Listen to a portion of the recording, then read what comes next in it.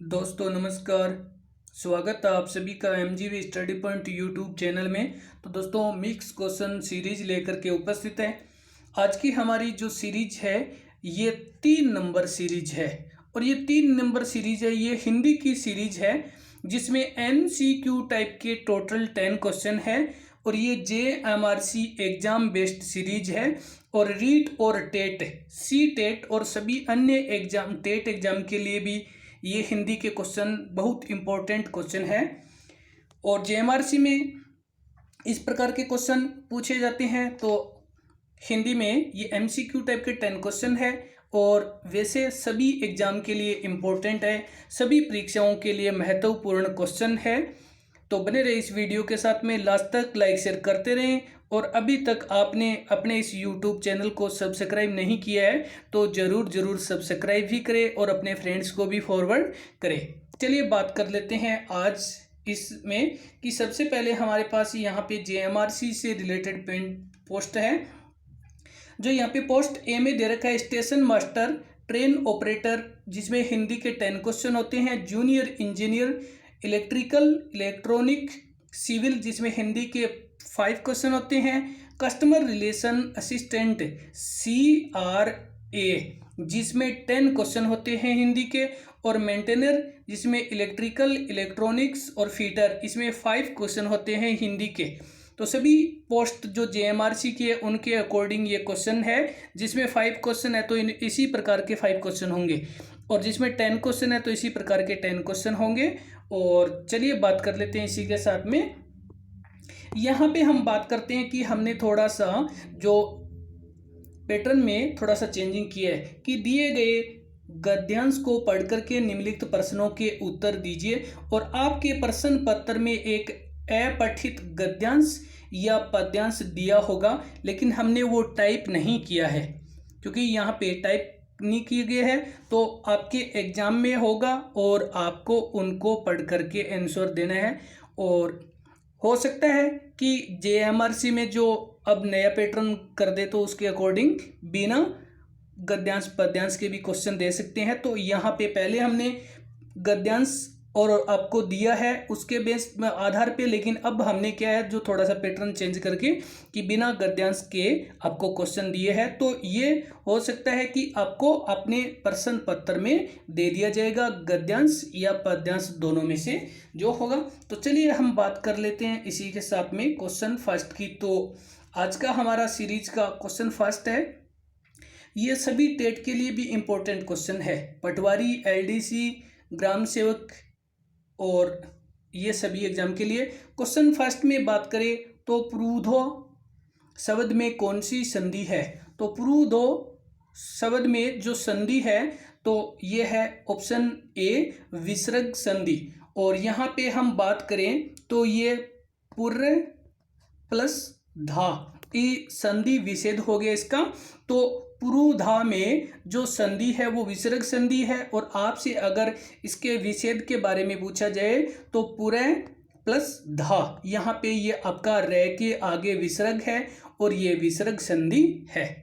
और चलिए बात कर लेते हैं, तो वीडियो को लाइक करना ना भूले। क्वेश्चन सेकंड में आपसे पूछा जा रहा है कि नर पिशाच में प्रयुक्त समास है। आपसे ये पूछा जा रहा है कि नर पिशाच में कौन सा समास है? तो यहाँ पे हमारा ऑप्शन ए है कर्मधारय समास है, कर्मधारय समास। और अब हम इस जो नर पिशाच का समास विग्रह करें तो ये होता है नर जो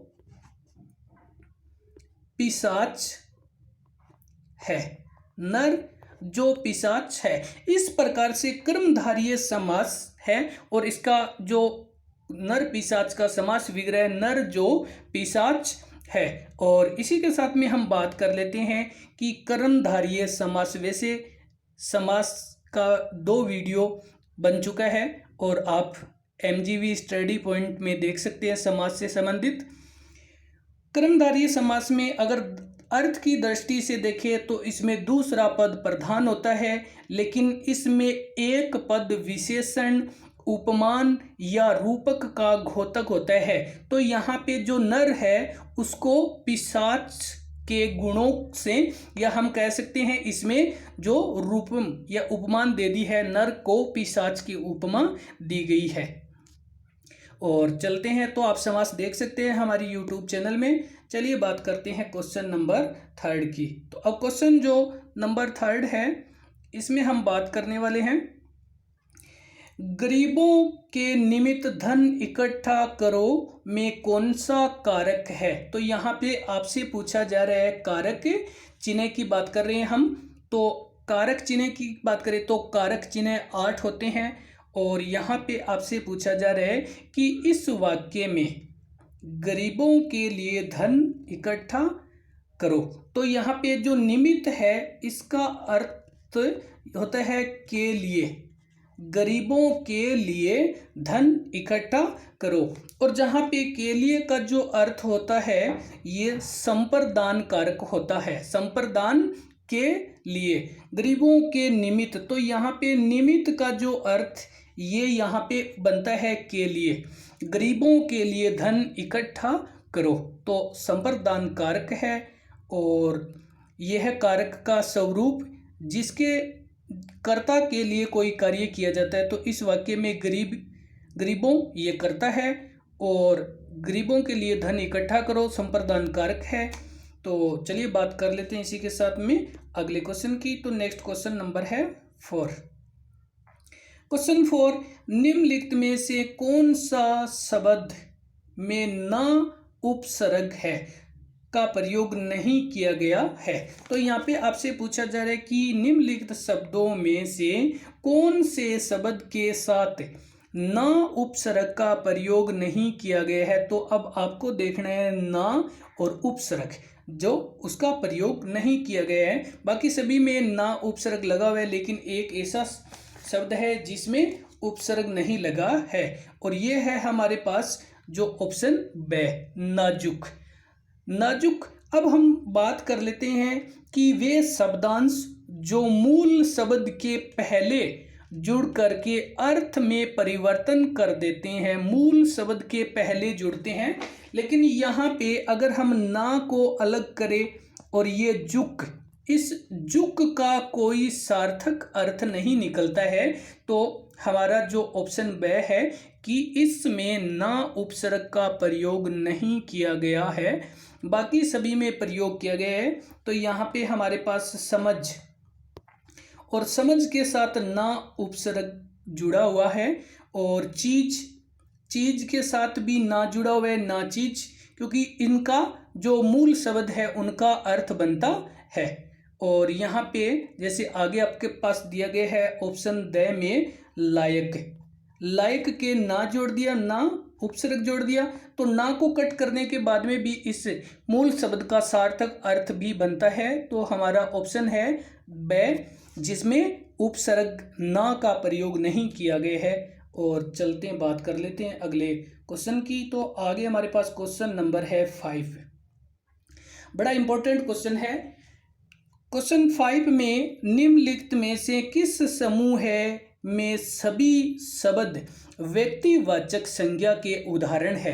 तो आपसे यही पूछा जा रहा है कि व्यक्तिवाचक संज्ञा किस ऑप्शन में सारे दिए गए हैं, कि कौन से विकल्प ए बे से द में है, कौन से विकल्प में से सारी जो शब्द है वो व्यक्तिवाचक संज्ञा है। तो यहाँ पे हमारा ऑप्शन है बे। ऑप्शन बे में अमित जो कि एक व्यक्ति का नाम है, जयपुर एक शहर का नाम है, गंगा एक नदी का नाम है, और भारत एक देश का नाम है। तो ये सभी व्यक्तिवाचक संज्ञा है, और सभी व्यक्तिवाचक संज्ञा है। तो ऑप्शन बे हमारा आंसर सही है। इसी के साथ में हम बात कर लेते हैं ऑप्शन ए के बारे में। ऑप्शन ए हिमालय दिया गया है, ये व्यक्तिवाचक है क्योंकि एक पहाड़ का नाम है। मिठास गुण है, मिठास किसी चीज का गुण है, तो ये भाववाचक संज्ञा है। थकाउट भी भाववाचक है, और बचपन भी भाववाचक है। ये तीनों भाववाचक है, तो इसमें एक व्यक्तिवाचक है, तीनों भाववाचक है। लेकिन हमें क्या चाहिए, सभी व्यक्तिवाचक चाहिए। और ऑप्शन सी में दे रखा है पूनम, ये पूनम है वो व्यक्तिवाचक संज्ञा है। लेकिन बहन जातिवाचक संज्ञा है, क्योंकि सभी बहनों के बारे में। राजस्थान एक राज्य का नाम है और ये व्यक्तिवाचक है। तांबा, तांबा समूहवाचक संज्ञा है, जिसको इंग्लिश में मटेरियल नाउन कहते हैं, और ये है तांबा पदार्थ सूचक। पदार्थवाचक संज्ञा में भी आता है और समूहवाचक संज्ञा का ही भाग है पदार्थ। तो आगे हमारे पास जो ऑप्शन द में दूध, दूध दे रखा है, ये पदार्थवाचक है, समूहवाचक है। चावल, चावल भी पदार्थवाचक है और समूहवाचक संज्ञा है। चांदी और डीजल, ये भी, अब चांदी धातु और डीजल है वो एक पदार्थ है, लेकिन ये समूहवाचक संज्ञा है। तो हमारा ऑप्शन ब सही है। और चलते हैं, बात कर लेते हैं अगले क्वेश्चन की। तो आगे हमारे पास क्वेश्चन नंबर है 6। बड़ा इंपॉर्टेंट क्वेश्चन है। इस प्रकार के क्वेश्चन मोस्टली एग्जाम में पूछे जाते हैं कि दिए गए विकल्पों में से मध्यम पुरुष का उदाहरण नहीं है। आपसे पूछा गया है कि सबसे पहले हम बात करेंगे कि ये सर्वनाम है, ये सर्वनाम है, और सर्वनाम में व्यक्तिवाचक सर्वनाम जो कि इसके 3 होते हैं। एक तो मध्यम उत्तम पुरुष सबसे पहले, उसके बाद मध्यम पुरुष और अन्य पुरुष होता है। तो यहाँ आपसे पूछा जा रहा है कि मध्यम पुरुष का उदाहरण नहीं है। आपको 2 ही बातें ध्यान रखनी है, मध्यम पुरुष का उदाहरण नहीं है और ये है सर्वनाम।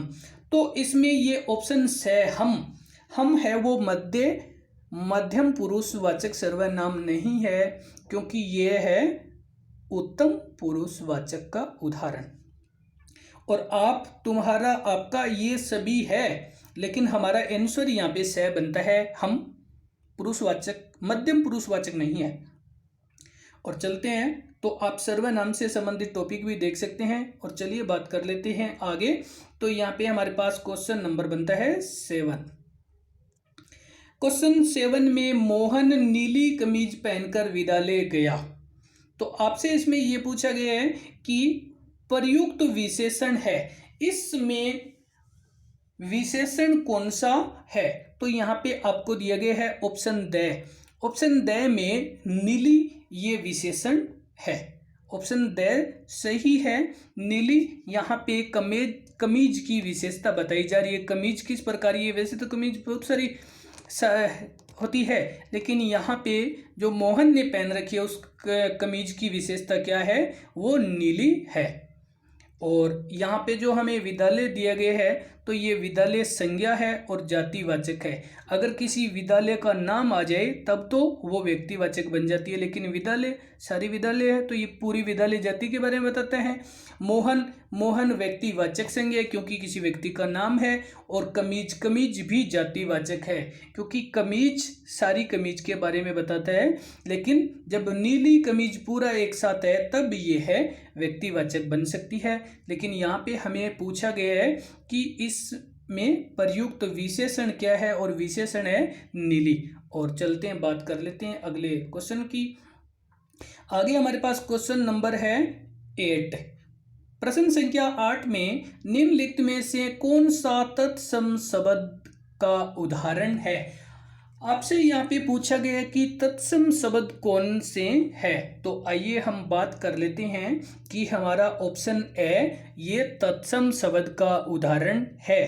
तत्सम शब्द वे होते हैं जो संस्कृत भाषा से हम हिंदी भाषा में उपयोग में लेते हैं, लेकिन वो संस्कृत के शब्द ही रहते हैं कि वो शब्द अपभ्रष्ट नहीं होते, या हम कह सकते हैं उन शब्दों में कोई परिवर्तन नहीं होता है। संस्कृत भाषा के वैसे शब्द हम हिंदी में प्रयुक्त करते हैं, और ये आम शब्द है, ये तद्भव शब्द है। आम शब्द तद्भव है। तो यहाँ पे हमारे पास आम तद्भव है। तद्भव शब्द वे होते हैं जो तत्सम शब्दों का, यानी संस्कृत के जो शब्द होते हैं उन शब्दों को जब हम हिंदी में प्रयोग करते हैं तो वो थोड़े से परिवर्तित हो जाते हैं। और यहाँ पे जो पगड़ी शब्द दे रखा है ये देशज शब्द है। देशज जिनको हम अपनी भाषा में इसको परिवर्तित कर देते हैं। और क्रिकेट शब्द ये विदेशी शब्द है अंग्रेजी भाषा का। विदेशी शब्द है जो अंग्रेजी भाषा का है, तो यहाँ पे हमारा ऑप्शन ए है, तत्सम शब्द आमर है। और चलते हैं, बात कर लेते हैं क्वेश्चन नेक्स्ट। हमारा क्वेश्चन नंबर है 9। तो क्वेश्चन 9 में हम बात कर रहे हैं सजल का विलोम शब्द कौन सा होगा। तो सजल का हम विलोम बात करें तो ये निर्जल होगा, निर्जल। सजल का निर्जल विलोम है। और यहाँ पे जो विपुल है, विपुल का विलोम है अलप। विपुल का विलोम हो गया अलप हो गया, और नीरस हो गया सरस। और चलते हैं, बात कर लेते हैं अगले क्वेश्चन की। तो आगे हमारे पास क्वेश्चन नंबर है 10। और क्वेश्चन 10 जो इस वीडियो का लास्ट क्वेश्चन है, क्वेश्चन नंबर 10 में निम्न में से किस समूह के सभी पर्यायवाची शब्द नहीं है। यहाँ पे हमें समूह दे रखा है, और उस समूह में से कौन से समूह ए ब से द में से कौन से सभी एक के पर्यायवाची नहीं है। तो यहाँ पे हमारे पास जो ऑप्शन द है ये नहीं है। ये सरिता और शैलजा ये सभी है नदी के, लेकिन ये है, ये मछली का है, ये मछली का है क्योंकि जल जीवन, तो ये मछली का है। यहाँ पे ऑप्शन ब में दे रखा है रिपु, दुश्मन, वेरी, तो ये होता है शत्रु का, शत्रु का होता है ये। और यहाँ दे रखा है रमा, कमला, कमला, चंचल, तो ये दे रखा है, तो ये है लक्ष्मी के, लक्ष्मी के पर्यायवाची है ये। और ये दे रखा है नयन, चक्षु, लोचन, तो ये है आंख के पर्यायवाची, ये सभी है आंख के पर्यायवाची है। तो यहाँ पे हमारा ऑप्शन द है। और इसमें आपसे यही पूछा जा रहा है कि किस में पर्यायवाची नहीं है। तो यहाँ पे आपसे नहीं पूछा है, ध्यान रखना कि कभी कभार हम सभी पर्यायवाची देखते ही जो इनमें से ऑप्शन सही है उसको करके वो मार्कशीट भर देते हैं, लेकिन ऐसा नहीं करना है, हमें लास्ट तक देखना है। नहीं है तो ये द वाला नहीं है, क्योंकि ये लास्ट वाला क्या है, ये मछली का है, ये नदी का है। तो दोस्तों धन्यवाद वीडियो देखने के लिए, लाइक शेयर करते रहें, और नेक्स्ट वीडियो अपलोड हो तब तक के लिए धन्यवाद।